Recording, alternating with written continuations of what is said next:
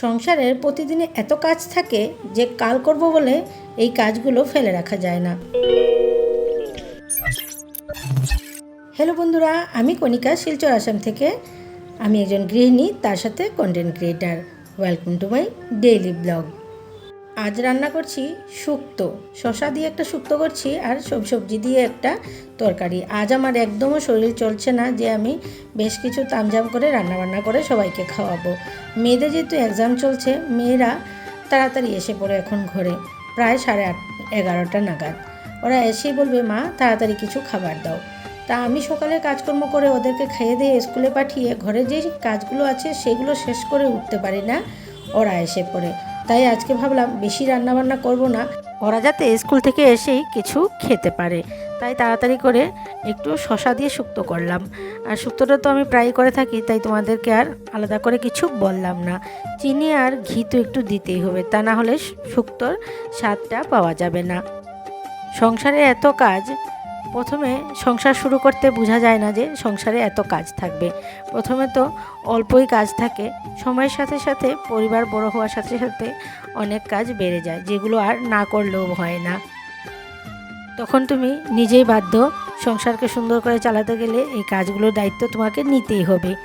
কোনো একটা ভিডিওতে আমি দেখেছিলাম, সংসার জীবনের একটা খুব সুন্দর উদাহরণ দিয়েছিল। মনে করো, একটা গরম ফুটানো জলের মধ্যে যদি আমরা একটা ব্যাঙকে ছেড়ে দিই, তাহলে ব্যাঙটা সহ্য করতে পারবে না, ও লাফিয়ে চেষ্টা করবে নিজের জানটা বাঁচাতে। ব্যাঙটা ওই পাত্র থেকে লাফ মেরে নেমে যাবে। আবার একটা পাত্রে যদি জল রেখে তার মধ্যে একটা ব্যাঙকে রেখে আর অল্প অল্প করে তুমি আঁচ দিতে থাকো, অল্প অল্প করে জলটা যতক্ষণ পর্যন্ত গরম হবে, ব্যাঙটা বুঝতে পারবে না যে জলটা গরম হয়ে গেছে, ও এবার পালাতে হবে বা সেখান থেকে লাফ দিতে হবে। ও বুঝতে পারবে না, ও ওই গরম হওয়া জলটার সাথে ও নিজেকে অ্যাডজাস্ট করে নেবে। তেমনই হয়েছে গৃহবধূদের।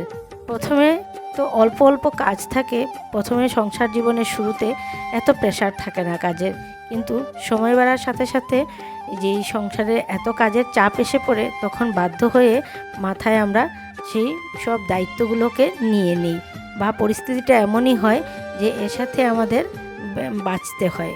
এই পরিস্থিতিতে আমাদের নিজেকে মানিয়ে নিতে হয়।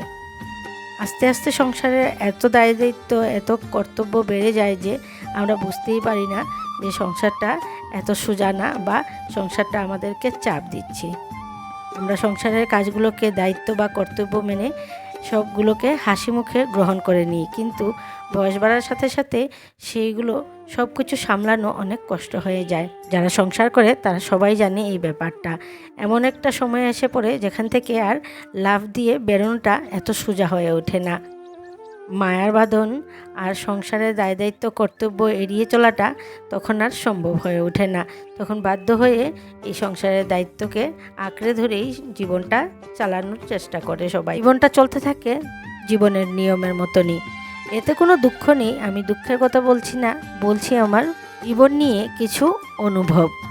সারাদিন একা একা থাকতে থাকতে অনেক কিছুই ভাবি যে আজকে ভিডিওতে কি বলবো, কী নিয়ে আজকে কথা বলবো তোমাদের সাথে, যাতে তোমাদেরও ভালো লাগে আর আমার জীবনের একটুখানি গল্পও তোমাদের সাথে করে নিই। একা বলতে যখন আমি একা বলি, একা বলতে আমি সেইভাবে একার কথা না। মেয়েরা তো আমার ঘরে থাকেই, আর তার সাথে আমার হাজব্যান্ডও দুপুরে খেতে আসে, লাঞ্চ করতে আসে, বা সকালে 10টা 10:30 নাগাদ যায়। মেয়েরা তো এর আগেই 8:30 নাগাদ স্কুলে চলে যায়, আমার হাজব্যান্ড যেতে যেতে প্রায় 10:30। তারপরে যেই একার মুহূর্তগুলো, সেই জন্যই আমি বলি, মাঝে মাঝেই বলি যে আমি একা, আমার একটু সময় কাটাতে অসুবিধে হয়।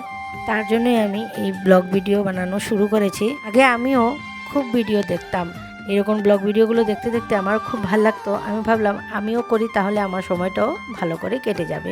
তোমাদেরকে নিয়ে এখন সারাদিন আমি ভাবতে থাকি কি ভিডিও বানাবো, কি দেখাবো, সেগুলো ভাবতে ভাবতে তোমরা আমার সারাদিনই আমার মনের মধ্যে থাকো। তোমাদেরকে ভেবে ভেবেই আমি আমার ভিডিওগুলো তৈরি করি।